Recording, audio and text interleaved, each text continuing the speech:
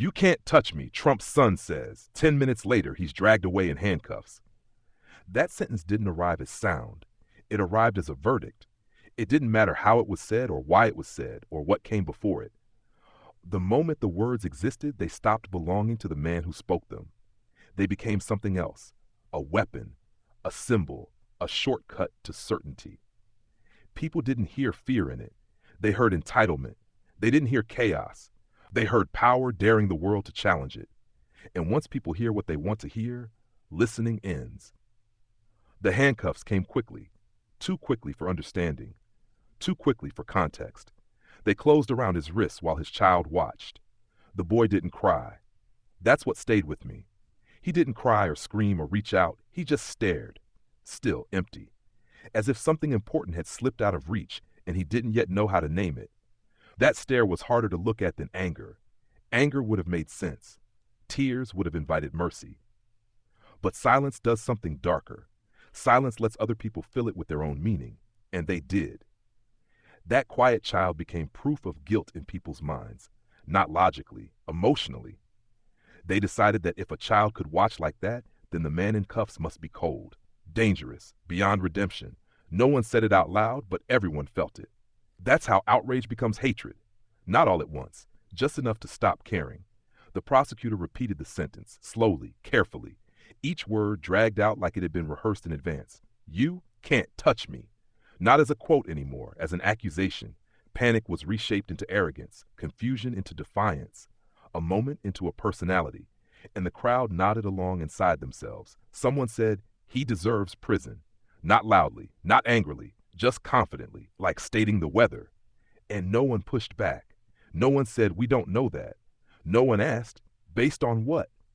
Silence wrapped around the statement and turned it into agreement. That's how truth loses its seat. I remember thinking how fast people were willing to be sure, how comfortable certainty looked on them. Faces relaxed once they had someone to blame. You could see it, relief disguised as righteousness. The hard work of thinking was over. Judgment had been outsourced to instinct. Headlines were already written on people's expressions. You didn't need facts when you had a story you liked better. Powerful man falls. Arrogance punished. Order restored. It fit. And when a story fits, people stop asking whether it's true. His file didn't help him. It never does. Words like uncooperative and unrepentant sat there, heavy and final. Labels with no history attached. No one mentioned that he hadn't been allowed to speak. No one asked what silence meant when it wasn't chosen. Silence is often mistaken for guilt, especially when people want it to be.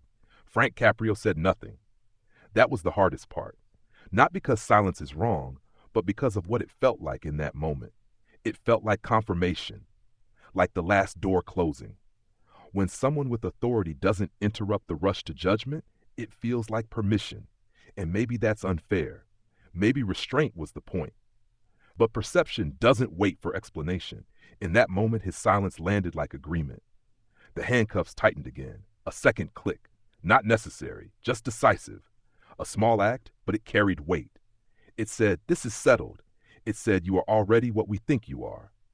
I watched the man's face change then, not into fear, not into anger, into something quieter, something tired. The kind of expression people get when they realize they are no longer speaking to individuals, only to a crowd. He looked up, not pleading, not defiant, just steady. And he said softly, almost to himself, "Knowing the truth and staying silent is a choice." It wasn't a defense. It wasn't an accusation. It was a reminder. And reminders are uncomfortable when they land too close to home. Because everyone in that moment had made a choice. They chose speed over patience, emotion over restraint, a sentence over a human being. They chose a version of the story that felt good to believe. They chose to stop listening. And here's the part people don't like to admit. It felt good. There's comfort in certainty. There's relief in believing the world is simple and villains announce themselves clearly. There's satisfaction in punishment when you don't have to question your role in it. But justice doesn't begin with satisfaction. It begins with discomfort. The man in cuffs wasn't asking to be liked. He wasn't even asking to be believed. He was asking for something harder, to be heard before being decided. And that's the request people resist most, because it costs them time, humility, and the possibility of being wrong.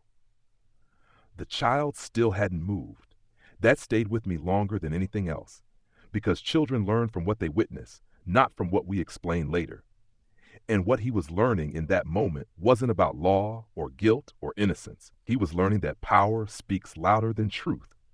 I remember thinking something that made me uncomfortable. I understood why people were angry. I even felt a part of that anger myself. And that scared me, because if it was that easy for me to feel certain without knowing everything, then it could happen to anyone. It made me realize how thin the line is between justice and judgment, how fast we stop listening once we feel morally justified. That's when I started paying closer attention, not to the story, but to myself. That silence can be mistaken for weakness, that people decide who you are before you open your mouth, and once they do, they rarely go back. What struck me most wasn't the anger in the room. Anger is honest. It announces itself. What unsettled me was how quickly anger became certainty, and how certainty became cruelty without anyone feeling responsible for it. No one felt like they were doing something wrong. Everyone felt justified. That's the danger. Justice doesn't usually fail because of bad intentions. It fails because of confident ones. It fails when people believe that one sentence can define a life, when they believe that panic sounds the same as arrogance, when silence is treated as guilt instead of caution, when authority pauses and the crowd fills the gap. By the time anyone thought to slow down, the damage was already done, because judgment, once felt, doesn't wait politely for correction. It hardens. It digs in. It resists reversal because reversal requires humility, and humility is expensive. That's what this moment was really about. Not handcuffs, not power, not even innocence. It was about how easily people trade listening for certainty and how rarely they notice when they do. The man's words lingered after everything else moved on. Knowing the truth and staying silent is a choice, not a threat, not a challenge, a mirror. And mirrors make people uncomfortable, especially when they realize they recognize the reflection. That was the beginning, not of justice, but of a lesson most people didn't yet know they were about to learn. The defense asked for the video. That was it. No speech, no drama, just a request. Simple, reasonable. The kind of thing that shouldn't threaten anyone if the truth is solid. The answer came back just as simply. No. Not angry, not defensive, just efficient, clean, final. And that's when something shifted inside me, because no didn't sound like certainty. It sounded like convenience. It sounded like someone deciding what wasn't worth the trouble. It sounded like truth being weighed against time and losing. Convenience has a way of dressing itself up as efficiency. It tells you it's practical, necessary, that there's no need to slow things down when the outcome already feels obvious. And people like that logic because it keeps things moving. It spares them the discomfort of revisiting decisions they've already emotionally committed to. But convenience is dangerous when lives are involved. Then the time was read aloud. Just a time. Numbers on a page. Something so small you'd think it couldn't possibly matter. Except it did. It was wrong. Not by much. 7 minutes. That's all. The kind of difference people brush off every day. The kind of mistake people forgive without thinking. But 7 minutes rewrote a life. Because in those 7 minutes, everything changed. Where someone could have been, what someone could have seen, what someone could not possibly have done. 7 minutes collapsed an entire story, if anyone was willing to look at it closely. Frank Caprio noticed. He didn't react right away. He didn't accuse anyone of anything. He just paused, long enough for the air to feel heavier, long enough for people to look up from their assumptions. Then he asked again, quietly, calmly, as if asking about the weather. At this point, doubt had entered the room, and I didn't like how it felt. Doubt is uncomfortable. It doesn't give you a side to stand on. It doesn't let you feel right. But I also realized something important. Every time doubt appeared, it was pushed away, not because it was wrong, but because it was inconvenient. And I wondered how many times in life I had done the same thing. Ignored questions because answers felt easier. The question wasn't sharp, but it cut. That's when the prosecutor hesitated. It wasn't obvious at first, just a fraction of a second too long before responding. But once you notice hesitation, you can't unsee it. Confidence had cracked, not shattered, just enough to let doubt breathe. And doubt is contagious. The witness spoke next, confidently, clearly. They remembered the words perfectly, repeated them the same way every time, almost too perfectly. But when asked about details, small things, their memory softened, colors blurred, positions shifted, specifics slipped away. It struck me then how selective memory can be, how it sharpens what supports a narrative and dulls what complicates it. Not always out of malice, sometimes out of loyalty, sometimes fear, sometimes because the story has been told so many times it replaces the original experience. Memory isn't a recording, it's a reconstruction, and reconstructions reflect intent. Someone mentioned the emergency call. It was played, most of it, enough to sound convincing, enough to support what people already believed. But something was missing. Not obvious, just a gap. 12 seconds. 12 seconds doesn't sound like much, but silence has weight when it appears where sound should be. Silence asks questions. Silence demands explanation.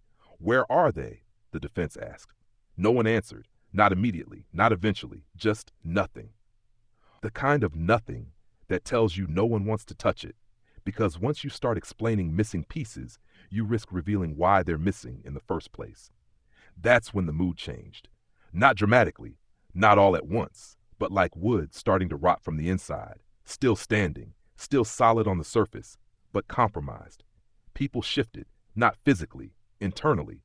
You could feel it. The confidence that had filled the room earlier began to thin. Certainty lost its sharp edges. Anger no longer knew where to point itself. Frank Caprio spoke again, just once. We do not convict on emotion. It wasn't a reprimand, it was a reminder, and reminders sting most when they're needed. The accused hadn't said much until then. Silence had been his armor, not because he was hiding, but because he understood something most people don't. Reacting gives people what they expect, and expectations are hard to undo. But now he spoke, not loudly, not defensively. They wanted me angry, he said. I refused. That sentence landed differently than the first one. No arrogance, no challenge, just clarity. And maybe a little sadness, because anger would have made him easier to dismiss, easier to frame, easier to reduce to a stereotype people already believed in. Anger would have confirmed their version of him. Refusing it was an act of resistance. That's when I realized something uncomfortable. This wasn't just about evidence, or mistakes, or procedure. It was about how deeply people wanted the first story to be true. How much energy they'd already invested in believing they understood who this man was. Admitting doubt now meant admitting they might have been wrong earlier. And that's a hard thing for people to do publicly, or even privately. Confidence doesn't usually collapse under attack. It collapses under contradiction. And contradiction was everywhere now. In the missing seconds, the wrong time, the selective memory, the hesitation. None of it proved innocence on its own. But together, they formed something more powerful than proof. They formed uncertainty. And uncertainty is terrifying to people who prefer clean endings. I watched faces tighten, not with anger, with resistance. People weren't fighting the accused anymore. They were fighting the feeling creeping in that they might have rushed, that they might have judged too quickly, that they might have enjoyed doing it. When the truth became undeniable, I expected relief, but relief never came. Instead, there was a heaviness, the kind that settles in your chest when you realize how close you came to being wrong about someone. Not accidentally wrong, confidently wrong. That moment forced me to confront an uncomfortable truth. Being wrong doesn't always come with consequences. Sometimes it comes with responsibility. And responsibility is harder to carry. That's the rot, not corruption, not conspiracy, but comfort turning into fear once it's challenged. The system didn't break in that moment. It wobbled. And wobbling is worse because it forces you to look at the cracks instead of pretending the structure is flawless. What struck me most was how quiet it all was. No shouting, no grand confrontation, just small inconsistencies stacking up one after another until confidence could no longer hold its shape. This is how injustice often survives. Not through force, but through momentum. People keep going because stopping means reassessing, and reassessing means responsibility. By the time the accused spoke, it was already too late for simple narratives. He wasn't the villain people wanted him to be, but he also wasn't yet the innocent figure they could root for without guilt. He was something harder, complicated, human. And humans disrupt stories that rely on certainty. That's why people avoid looking too closely. That's why convenience feels safer than truth, because truth asks something of you. It asks patience, attention, willingness to be uncomfortable. The confidence that once filled the space didn't disappear. It decayed, slowly, quietly, until it could no longer support the weight placed on it. And once rot begins, there's no pretending the structure is sound. That moment didn't resolve anything. It didn't deliver justice. It didn't free anyone. What it did was worse. It forced people to wait, to sit with doubt, to live inside the uncomfortable space between accusation and understanding. Most people hate that space. They rush through it. They fill it with noise, emotion, certainty, anything to escape the feeling of not knowing. But that space is where justice either survives or dies. And for the first time since this began, I felt something shift in the direction of survival. Not because anyone was proven right, but because confidence, blind, comfortable confidence, had finally begun to rot. And once it does, truth gets a chance to breathe. The full footage surfaced without announcement, no buildup, no warning. It didn't arrive like a revelation. It arrived like something that had been there all along, tired of being ignored. And what it showed wasn't violence. It wasn't rage. It wasn't power. It was rescue. Hands pulling instead of pushing. A body moving toward danger, not away from it. The kind of action that doesn't look heroic when slowed down, just instinctive, urgent, human. The kind of thing people do without thinking because there's no time to think. The accusation didn't collapse in flames. It didn't explode. It unraveled, quietly, almost politely, like a sweater thread pulled too far, until suddenly the whole thing no longer held its shape. No one argued against what they were seeing. No one rushed to reinterpret it. There was nothing to spin. Truth doesn't demand agreement. It just occupies space until denial runs out of places to hide. The prosecutor said nothing. At first I thought maybe they were gathering words. Then seconds passed. Too many seconds. Silence stretched, and in that silence, everything that had sounded confident before began to sound hollow. Silence can be louder than speech when it comes from the wrong person. Frank Caprio didn't raise his voice. He didn't accuse. He didn't lecture. He asked one question, just one. Will you swear to this? It wasn't aggressive. It wasn't emotional. It wasn't even dramatic. It was precise, and that's what made it devastating. Because swearing means committing. It means carrying the weight of a lie if it is one. It means standing behind words not just socially, but morally. The witness couldn't. They hesitated, looked away, looked down, looked anywhere but forward. Their mouth opened, then closed again. And in that small failure, everything changed. Not because witnesses never lie, but because people sensed something deeper than dishonesty. They sensed fear. The kind of fear that shows up when a story you've repeated too many times finally collides with reality. The kind of fear that doesn't come from being caught, but from realizing you might have helped destroy someone who didn't deserve it. Records came next, not as evidence meant to impress, just facts that had been sitting quietly, waiting their turn. The accused had lost someone before, years ago, someone close, someone who never came home because the system had been too sure, too fast, too confident, a wrongful conviction. That detail didn't prove innocence, but it explained restraint. It explained silence. It explained why anger never showed up when it would have been understandable. He had already learned what happens when systems don't listen. That's when the words came back. You can't touch me. Not as an echo of arrogance, not as a challenge, but as memory, now stripped of context and ego and projection. It was fear. Not fear of accountability, fear of being crushed again by something larger than truth, fear of being swallowed by a story already decided, fear of knowing exactly how this ends if no one stops it. The words didn't change. People did. I noticed the child then, the boy who had watched everything without sound. He cried at last, not loudly, just enough to say that understanding had arrived. Too late to protect him from what he'd already learned. Children don't cry when they're confused. They cry when things make sense in a way that hurts. Someone stood up, an adult, someone who had been certain earlier.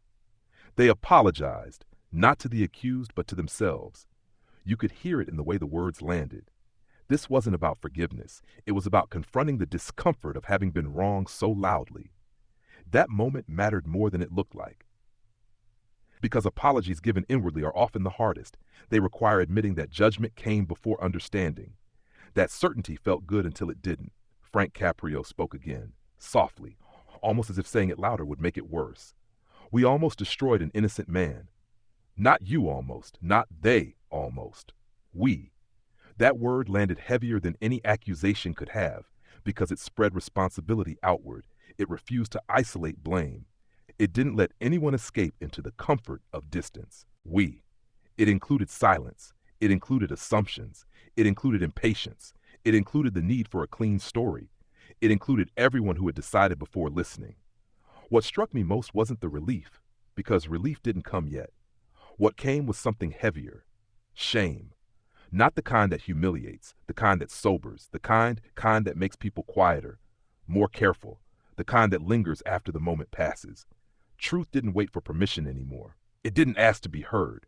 It simply stood there, undeniable, uncomfortable, impossible to ignore. And in doing so, it exposed something far more unsettling than guilt. It exposed how close we all came to becoming the thing we claim to hate. Most people imagine injustice as something done by villains, by people who know they're wrong and do it anyway. But that's not how it usually happens. It happens through confidence, through shortcuts, through stories that feel right, through silence that feels neutral. It happens when no one stops to ask the question that ruins momentum. Are we sure? Truth doesn't beg. It doesn't rush. It doesn't shout over noise. It waits patiently until everything built on assumption grows tired and collapses under its own weight. And when it finally steps forward, it doesn't feel triumphant. It feels devastating, because it forces people to face not just what almost happened, but how easily they allowed it. The accused didn't celebrate, didn't look relieved, didn't look vindicated. He looked like someone who had been standing at the edge of a cliff and was now stepping back, slowly, not trusting the ground yet. Because once you've been that close to falling, safety feels fragile. That's the part people don't talk about. Even when truth wins, something is lost. Time, trust, innocence, a child's belief in fairness, a man's belief in being seen. Truth corrected the record, but it couldn't undo the damage already done. And that's the lesson that lingered. Justice isn't just about outcomes, it's about process, about how we treat people before we're sure, about whether we allow doubt to exist long enough to protect the innocent. Because once truth stops waiting, it doesn't just reveal who was right, it reveals who we were willing to become while we thought we were. Freedom was ordered without celebration. There was no sense of release, no rush of relief the way people imagine it should feel, no moment where everything suddenly became right again. It happened plainly, almost gently, like an acknowledgement rather than a victory. That was the first thing that told me this moment mattered. Frank Caprio didn't turn toward the accused. He didn't offer comfort or congratulations. He didn't speak to the person who had nearly lost everything. Instead, he faced everyone else. As everything slowed, my thoughts stayed on how silent justice truly is. No cheers, no triumph, only people alone with what they nearly became. And in that moment, I understood justice isn't gratifying like films suggest. It doesn't grant power. It demands caution. And maybe that is exactly its purpose. That choice said more than any speech could have. This wasn't one mistake, he said. He didn't raise his voice. He didn't sharpen the words. He didn't point. He just stated it. Calm, certain, and somehow heavier than anger. Because one mistake is easy to forgive. One mistake can be isolated, explained away, filed under bad luck. But this wasn't one mistake. It was a chain, a series of small decisions, each one defensible on its own, that together almost broke a man. Responsibility didn't land in one place. It spread outward, slowly, uncomfortably, and it belonged there. It belonged to the people who chose speed over care, to the ones who dismissed questions as delays, to the silence that let momentum grow unchecked, to the confidence that didn't bother to verify itself. It belonged to everyone who benefited emotionally from believing the wrong story. That's what made it hard to swallow. There was no villain left to blame. No single figure to absorb the shame. Power, for once, refused to hide behind hierarchy. An investigation followed, not announced with drama, just stated. Evidence that had been buried would be examined, decisions would be revisited, processes questioned, not as punishment, as accountability. That distinction mattered, because accountability isn't about humiliation, it's about recognition. It's about saying this happened because we allowed it to happen. The cuffs came off without ceremony. No announcement, no pause, no moment meant to be remembered. Just hands loosening metal that had never belonged there in the first place. That felt right. The accused didn't say anything. Not thank you. Not finally. Not anything people expect from someone who's been vindicated. He held his child. That was all. And in that gesture, I understood something I hadn't before. Freedom doesn't always look like movement. Sometimes it looks like stillness, like grounding yourself in something real because you've just learned how easily it can be taken away. No one clapped. That silence was important. Applause would have turned this into a performance. It would have suggested entertainment, resolution, closure. But there was no clean ending here, just an ending. And no one felt victorious. Not the accused, who had lost time and trust and safety he might never fully regain. Not the people who had doubted him, now left to sit with that discomfort. Not the system which had been exposed by its own confidence. Victory implies someone won. This wasn't about winning.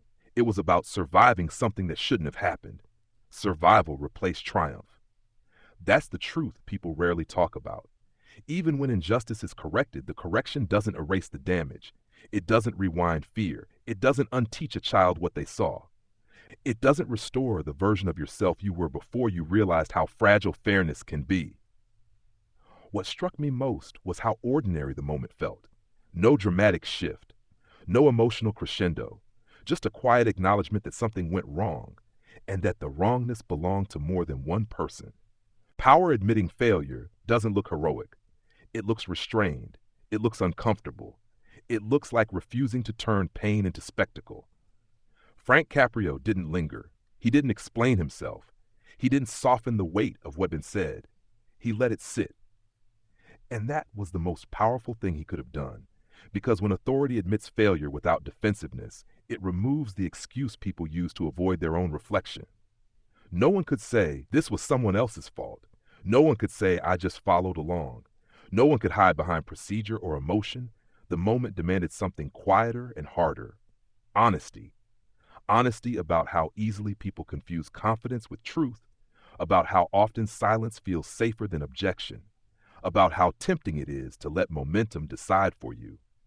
I remember thinking how different this felt from stories we usually tell about justice. There was no moral high ground to stand on, no simple lesson to repeat, just a shared understanding that fairness requires effort, and that effort had failed here. And still, something important happened. The system didn't double down. It didn't deflect. It didn't rush to protect its image. It paused. It acknowledged harm. It committed to looking inward. That doesn't erase the near destruction of a life. But it matters, because systems don't improve when they pretend to be perfect. They improve when they admit they're human, and therefore fallible. The accused holding his child stayed with me long after. Not because it was emotional, but because it was grounding. It reminded me what was at stake beneath all the language and process and argument. This was never about a case. It was about a family, about trust, about safety, about whether people in power remember the weight of their decisions. No one spoke after that. Not because there was nothing to say, but because saying anything risked minimizing what had almost happened. Sometimes silence isn't complicity. Sometimes it's respect. And in that silence, something shifted again. Not toward relief, but toward responsibility. The kind that doesn't disappear when the moment ends. The kind that follows you home and lingers. I left that day thinking less about the man who was freed and more about everyone who had almost helped take that freedom away, including myself, because I had felt the pull of certainty too. I had felt the ease of judgment. I had watched how quickly I wanted a clear answer, a clean ending, a villain I could recognize. Survival replaced triumph. And in doing so, it replaced comfort with something more honest. Awareness. And awareness once gained doesn't let you return to the simplicity you had before. That's what power admitting failure really does. It doesn't resolve the story. It complicates every story that comes after. The story ended, but no one felt finished. That's the strange thing about moments like this. There's an official end, a clear stopping point, something that tells you it's time to move on. But emotionally, nothing lines up that neatly. People don't close chapters the way systems do. They carry them, quietly, awkwardly, often without realizing how heavy they are until much later. Faces showed weight, not relief. You could see it in the way people avoided each other's eyes, in the way conversations didn't start right away, in the pauses that stretched a little too long before anyone moved. Relief would have meant release. This was something else. This was recognition.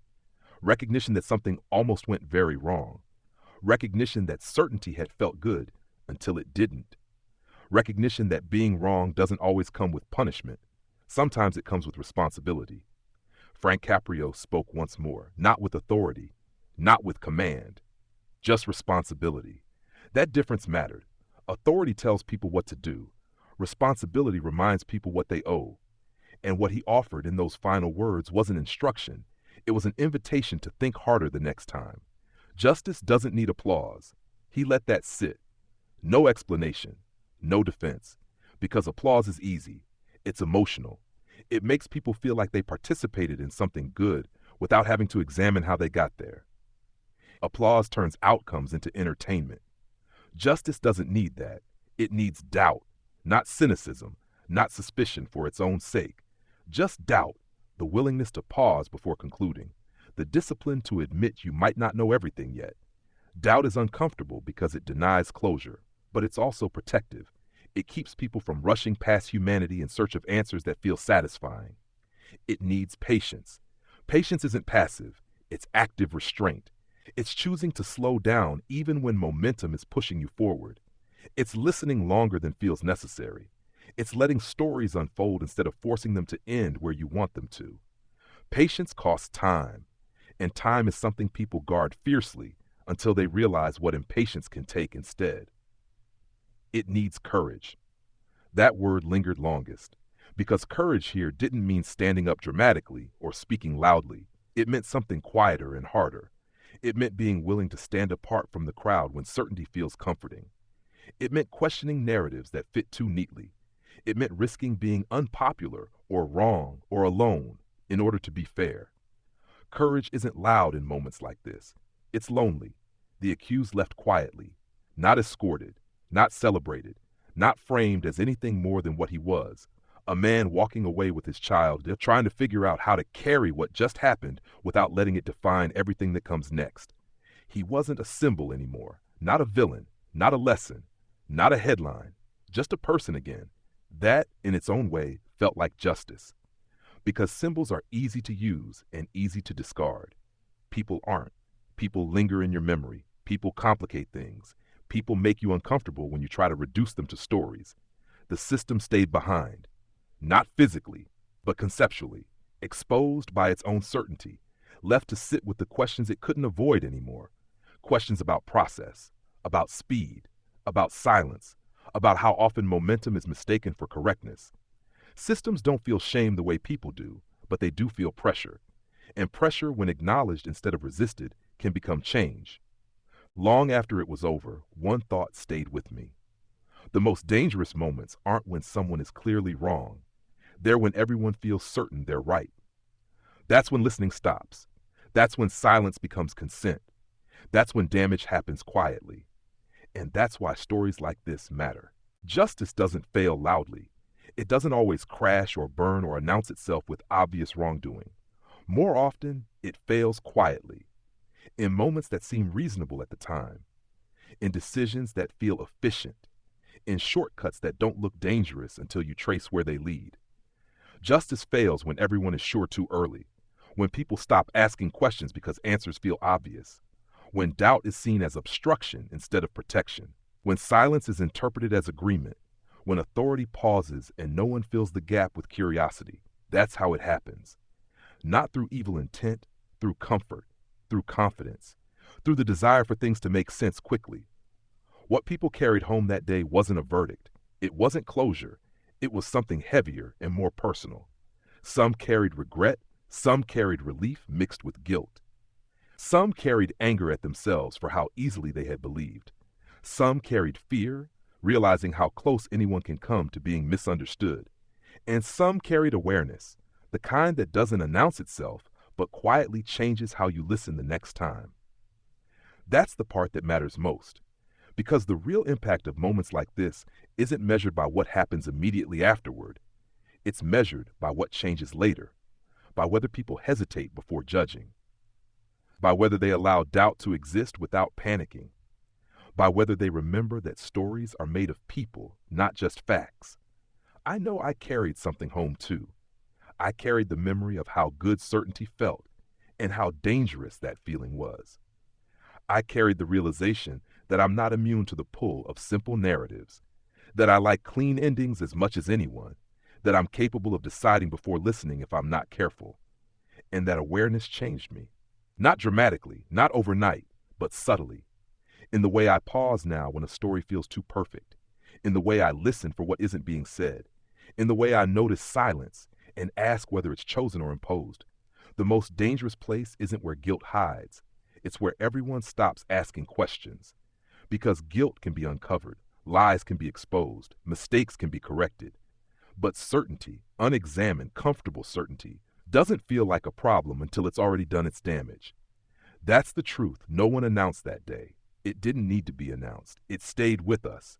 And if it stayed with you too, if it made you pause or doubt or feel unsettled, then something important happened. Not justice as an outcome. Justice as a habit.